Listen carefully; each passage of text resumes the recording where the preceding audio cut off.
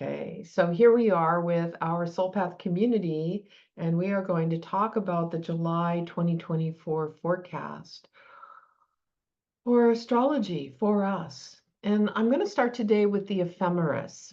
I know I always put a lot of emphasis on the new moons and the full moons, and I feel like that sort of tracks us in the way that we are living.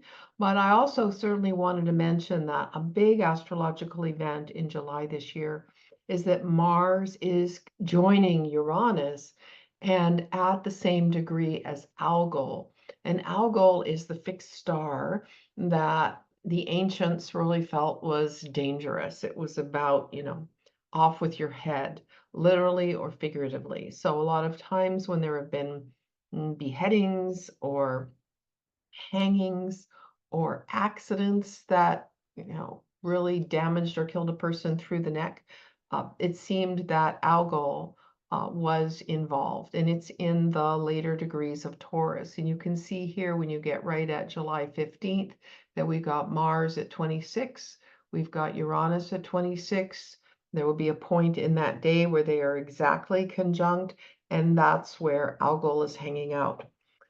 So from my perspective, this is a challenging time, and I don't like to be fear-based. And obviously, the billions of people on the earth, not everybody is going to have a bad day or lose their mind in some way.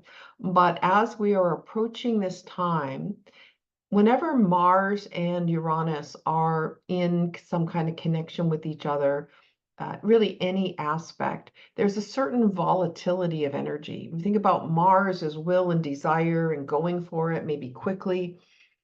Sometimes it's impatient, angry, competitive, combative. And Uranus is shock. It's breaks. It's things that happen unexpectedly. It's revolution. So if you put revolution together with action and anger, we get a pretty strong energy, and we get unexpected changes. And now we add Algol that has this sort of vaguely negative quality as well, where you in some way get cut off. We think of the head as the mind, even though scientists now tell us our head is really in our gut. But we think of our head as processing information. And so that, it's asking us as we head into July to use our energies wisely. Mars is in Taurus. Uranus is in Taurus. Uranus has been waking us up to where we're stuck for years, since 2018. And Mars, is in a sign usually for about 2 months, not a long time. And it's asking us to take action in a way that is grounded, stable, stabilizing, bringing us into security. And Algol is saying, be connected to your mind.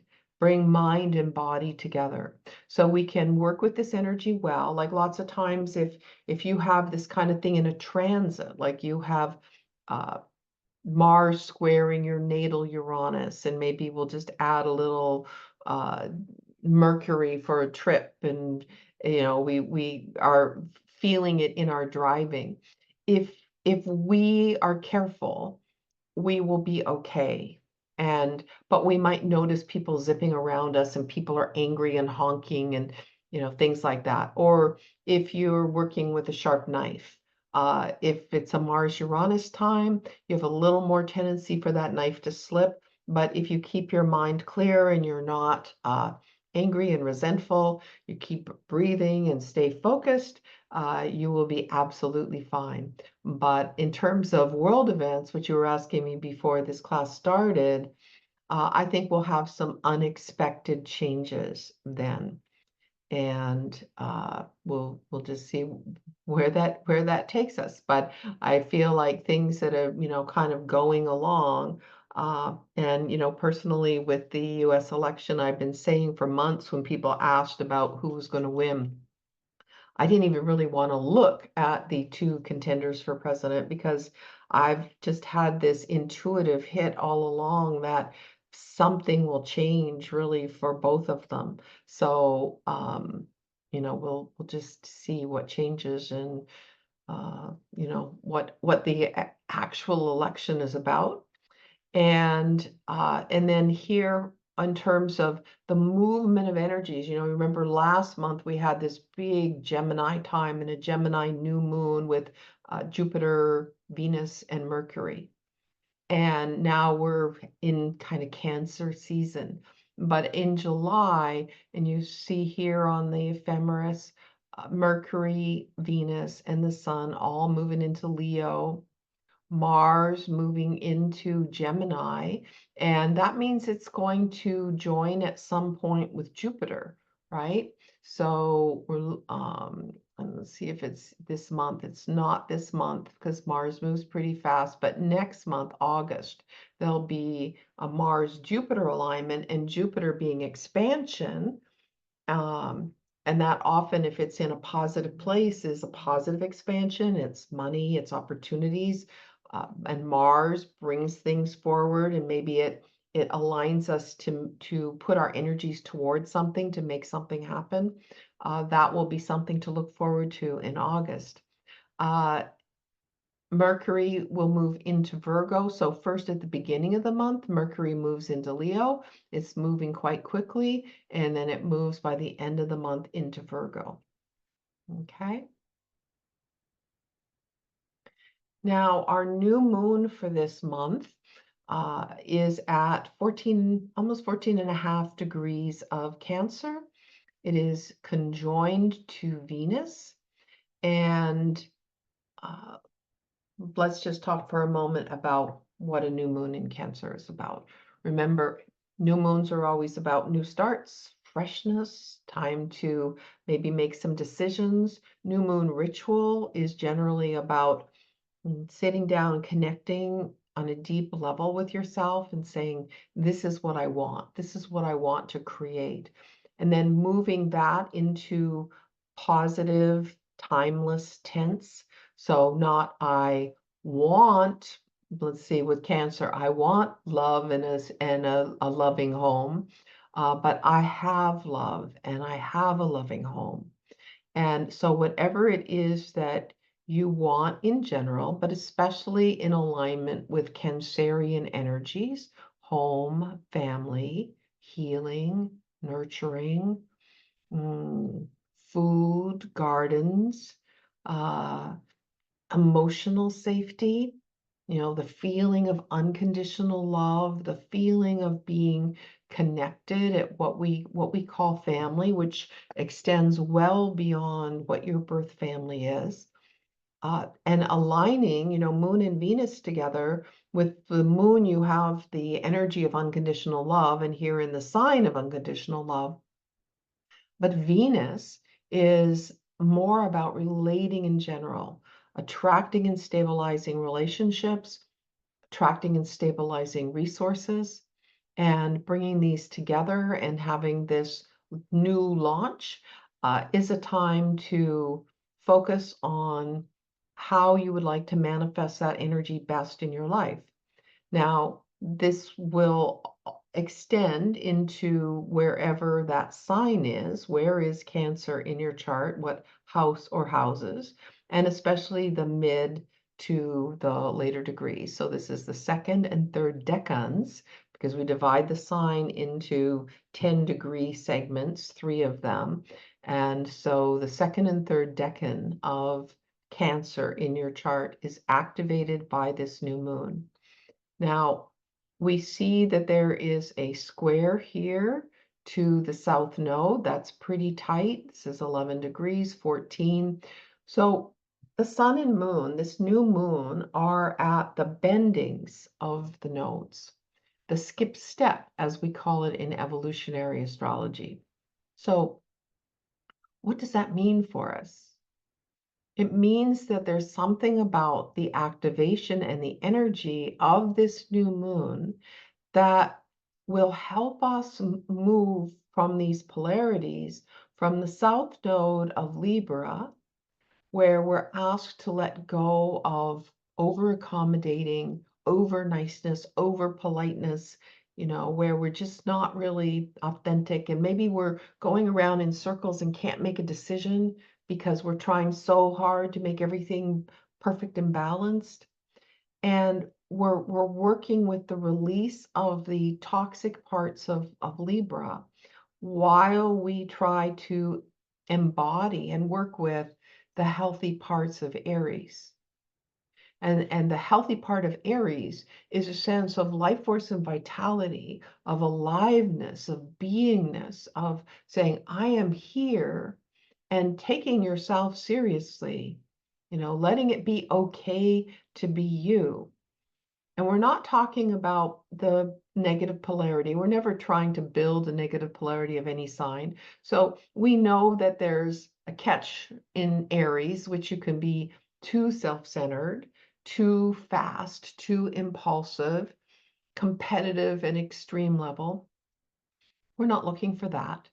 We're looking for the life force that connects us to who we are as a soul, and the fact that we have a mission, and that some part of that mission is like just deeply embedded within us, and something we want to do and a way that we wish to be.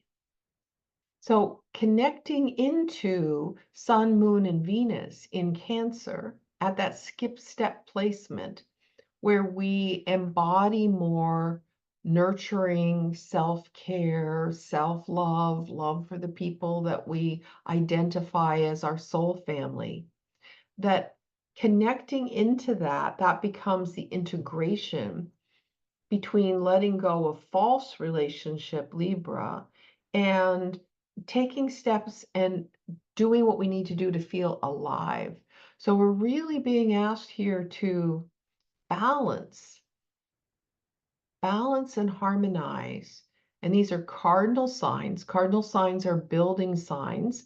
And you can see over here that we have Ceres exactly opposite. And Ceres is the asteroid that is about nurturing. It's about food. It's about mothering and being mothered. And here we have a nice balancing point. So we don't just have a T-square with the nodes and the skip step.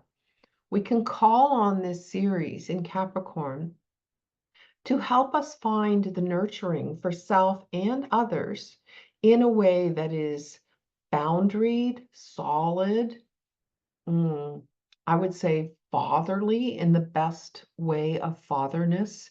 It's like, as mothers and Cancerian energy, sometimes we can over nurture. We love someone, we don't want them to feel any pain, we don't want them to be hurt. But Ceres in Capricorn is the wise, solid mother, the nurturer who's getting you ready for the world, the nurturer who says, I know this hurts, but this is going to take you to your goals. Like, I know you don't want to do your homework, but you'll be glad in 10 years that you did it.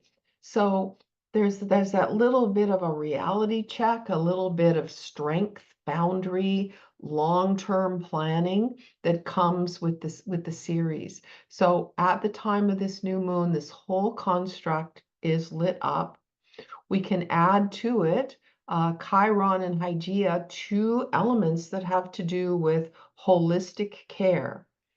Okay, Hygeia is absolutely the asteroid of holistic care, anything that is like herbs and vitamins and exercise and diet. And Chiron, which they thought was an asteroid when it was discovered in the 70s, and I think they still don't even really know what it is. They're thinking it's maybe a comet and will burn out. But originally they thought it was a planet, and then it downgraded to asteroid. And it was assigned the meaning of holistic healthcare. But it's also about where we have a delusion about not being able to navigate that sign's energies. So Chiron in Aries is asking us to uncover where we really are Aries-like, and where we have that life force and that courage and that vitality, and we go for it. But both of them together have a very strong signal about holistic care. So when we see that we have Sun, Moon, and Venus in Cancer, and Cancer will have to do with healing in a big sense. It will have to do with food, very much, and how food sustains us emotionally, but also can be a source of healing. And then we have Hygeia and Chiron in Aries that says maybe take new steps, do something different, be pioneering and brave in the way that you approach your healing. And Ceres in Capricorn, Ceres also having to do with food, and Capricorn being, what are the boundaries, and how can you do something in a disciplined way? How can you do something that you know will pay off later? And so I'm going to say that at the time of this new moon, this is the ideal time to launch a reset in the way that you're taking care of yourself. And that's going to help a lot in these upcoming months. New moons are they can be a new start for a couple of weeks, but most often they're a new start for months, if not years. Now we see at the time of the new moon that the Mars-Uranus conjunction is within orb, so we're starting to feel it. And it is in a sextile, pretty tight sextile with Saturn. Now, Mars and Saturn together are really wonderful for building something. They are very strong in the charts of incredibly successful people, because Mars, again, is that energy like Aries. It's the going for it. It's I'm going to do it. I'm going to make it happen. I'm going to do it quickly. While Saturn is more, what is this long-term vision? What is it we're building? What is the great work that needs to happen? And Saturn in Pisces is asking us to devote that kind of strong energy to all things spiritual, intuition, spirituality, compassion, empathy, creativity that touches us, that opens the soul, opens the heart. So while on one hand, what I've just talked about with the Cancer, Aries, and Capricorn polarities, asking us to do something about our health in general, body health, maybe emotional health I was talking about. I feel like this Saturn in Pisces sextile to Mars Uranus could also be more of a wake up to what the spiritual healing process is about for each and every one of us.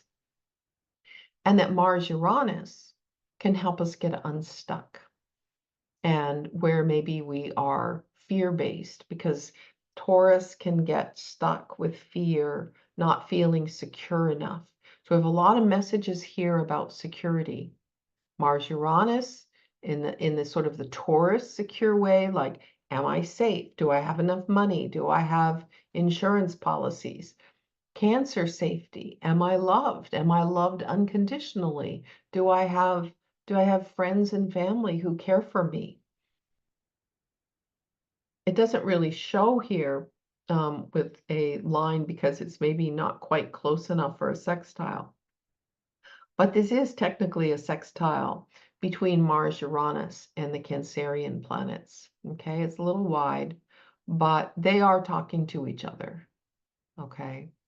And so security is a highlight of this month. And I would encourage you to, just maybe sit in contemplation and think about, who are the people in your life that you feel are secure and stable? And where maybe in the busyness of life have you let go of connections? And it's maybe time to reach out to people and build those connections. True relationship doesn't happen spontaneously. There is a certain level of focus and work that we need to do to keep our relationships strong, to keep building them. Now, Mercury, of course, as we're coming into this month, coming into Leo, and that means that as it continues through Leo this month, it's going to be more and more of a square between Mars Uranus, and we may find ourselves blurting things out. We might need to be a little bit careful about what it is we're talking about. Then I come back to Saturn again, and we see that both Saturn and Neptune actually went retrograde on, or is going retrograde on the 2nd of July. So we are in retrograde season. You can see by the red ink in the planets, or the numbers, the degree numbers, what is retrograde. So Pluto is already retrograde. It's moving back into Capricorn, where it will be for a couple of months in the fall, and then fully in Aquarius for 20 years. Saturn retrograde, Neptune retrograde. So that's something else that we can talk about in another class, of not only are Saturn and Neptune ultimately moving next year into Aries, but right now it's kind of an interesting time for them to be quite close together and retrograde, and we're getting a review of what we've been receiving. Saturn has been in Pisces since March of 2023. And Neptune has been in Pisces since 2010, 2011. It went back and forth then. By 2011, it was in, and we've been having this very long-term flow of deep Piscean energy to infuse us with compassion and care. So far, I don't know that it's working across the board, but that's what's meant to happen. And either we are going to get in alignment with the new spiritual energies that are coming onto the planet, or we are fundamentally losing our minds, which is taking us back to algol, right? Are we going to be aligned with the Aquarian age? Are we going to be caring about equality and changing the systems and taking care of the planet? That's really what the agenda is for now. And Saturn and Neptune are helping us get there. In fact, the whole sky is helping us get there. Jupiter, of course, came into Gemini in May, stays in Gemini. It's moving very fast at this point in time. And so it's covering a lot of that territory. If you have Jupiter in Gemini, you know what this is about. You know that you're endlessly curious and you're always studying things and you're figuring out the meaning of life. And now here it is at this moment of the new moon. It is in a trine to the south node, a sextile to the north node. So wherever it is in your chart, and it's building your sense of information and helping you synthesize that information into a sense of truth and meaning, that is also helping you balance the nodal energy.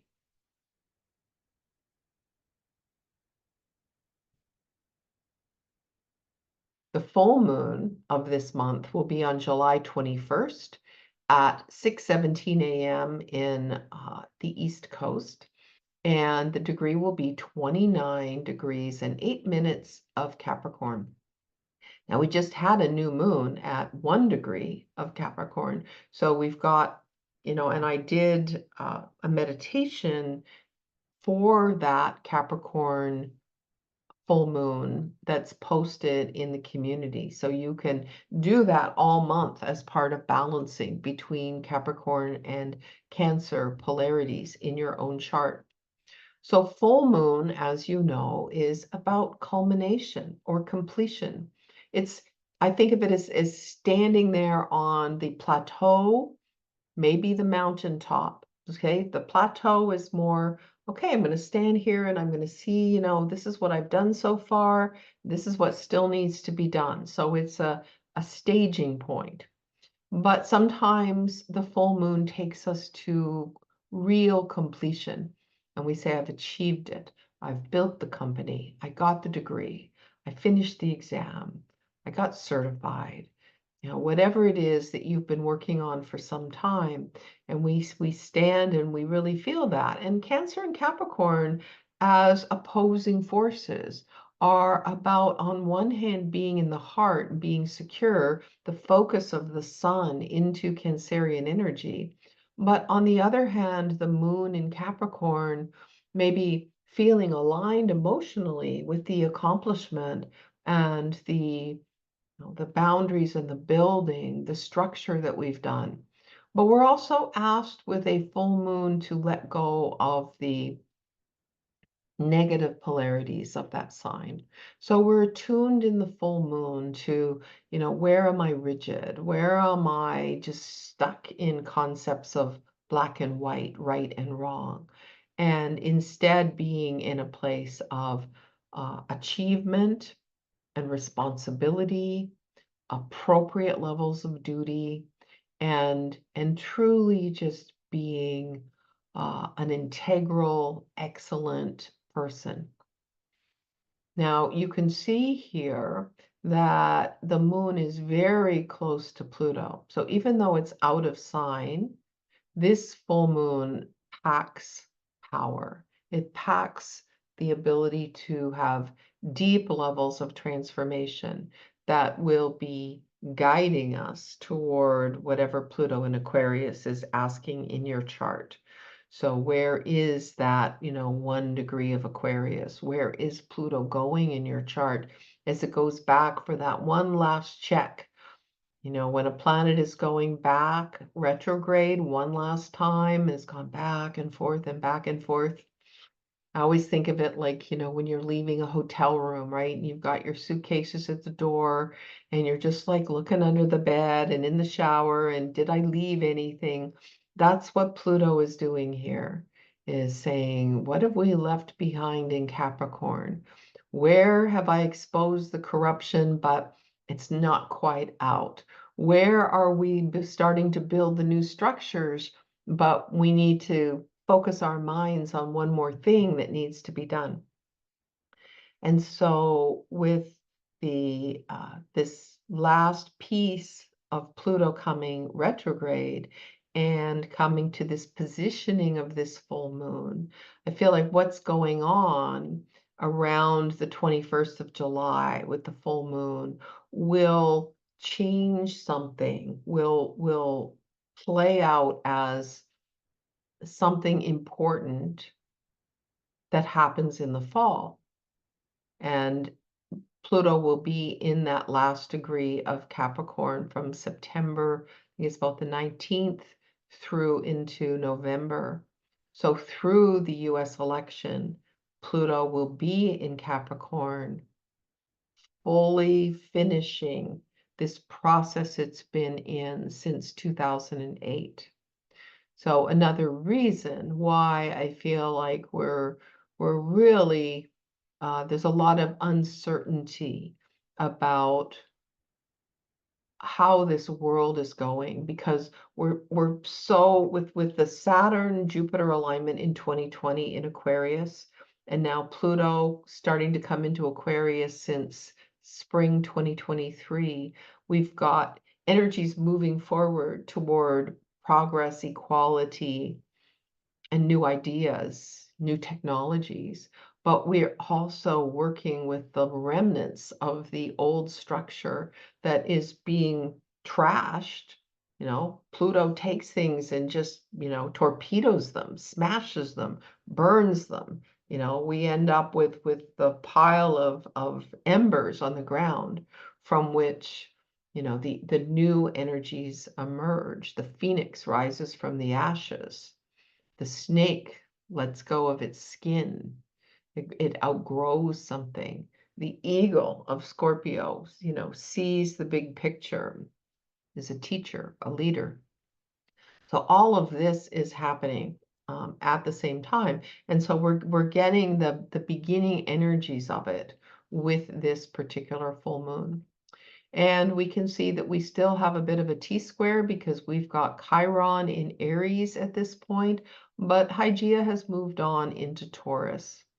But Chiron will be, somewhat of a balancing point between Capricorn and Cancer, and we'll be looking at, you can do what you want to do. You can move things forward.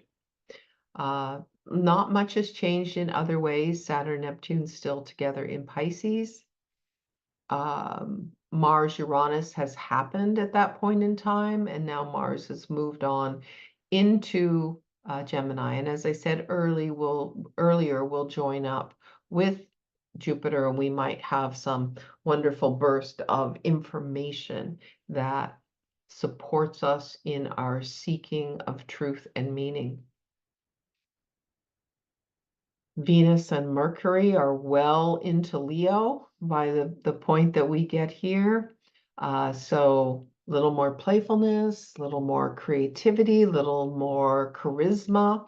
We're coming kind of out of the more cocoon kind of energy. I feel a lot when so many planets are in Cancer, like now and at the beginning of the month. So if you're thinking about where you're going to go, what you're going to do, you want to have a little party, I would say after the 22nd is when things become a little bit more lively. We'll have Sun, Venus, Mercury in Leo. We'll have the moon into Aquarius out of Capricorn. And that would be a time that I would organize something or set something up that was meant to be fun and playful. The Gemini energy would contribute to that as well. So that is the basics of what we have here. Let me ask you if you have questions or comments before we move into looking at charts. Any question about the new moon or the full moon?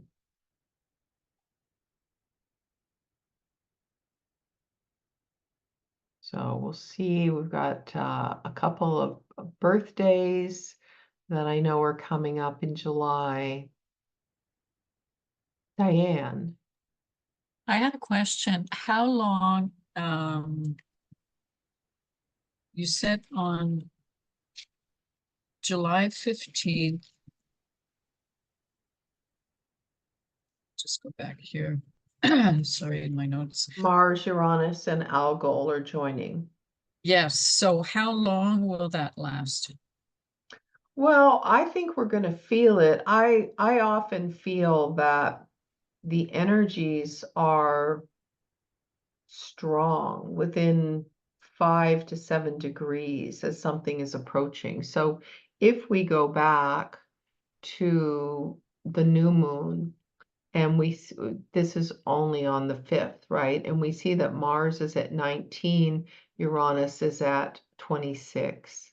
That's already, we're feeling it, okay? So I'm going to say the whole month of July to the 15th, and even a little after the 15th, because, there's some people who believe that you only feel a transit like 2 degrees to exactness, and the minute it happens, it drops off and it's not relevant anymore within 1 degree.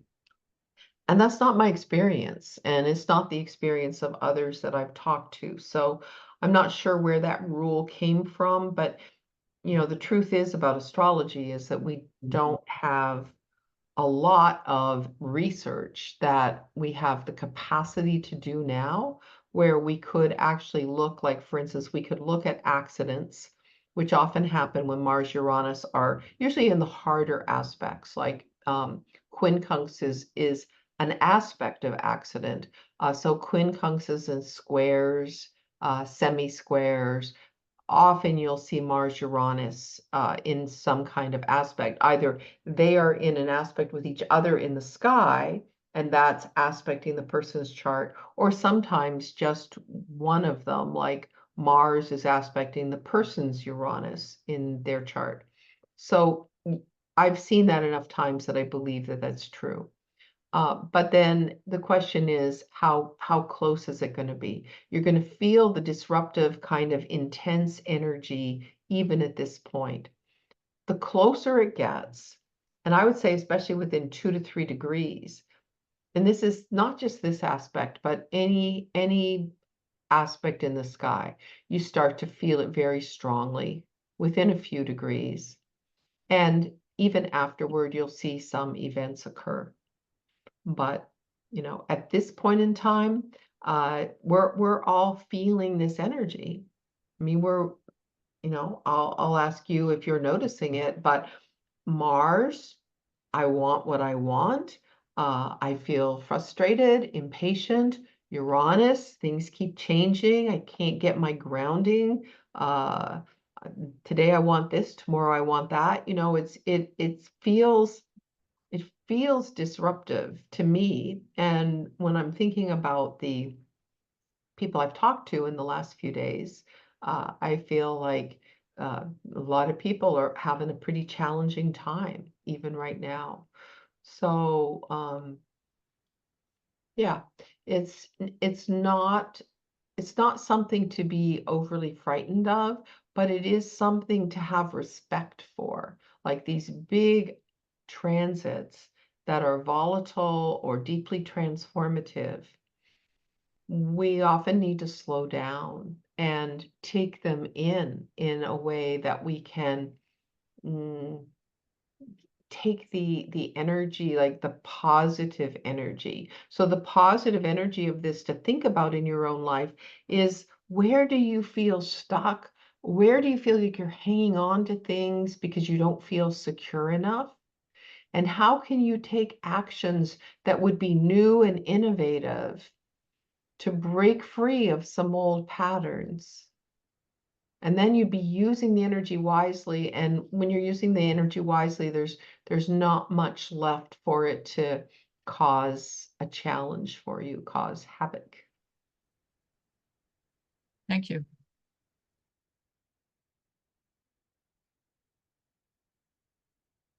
Okay. So let's look at some charts.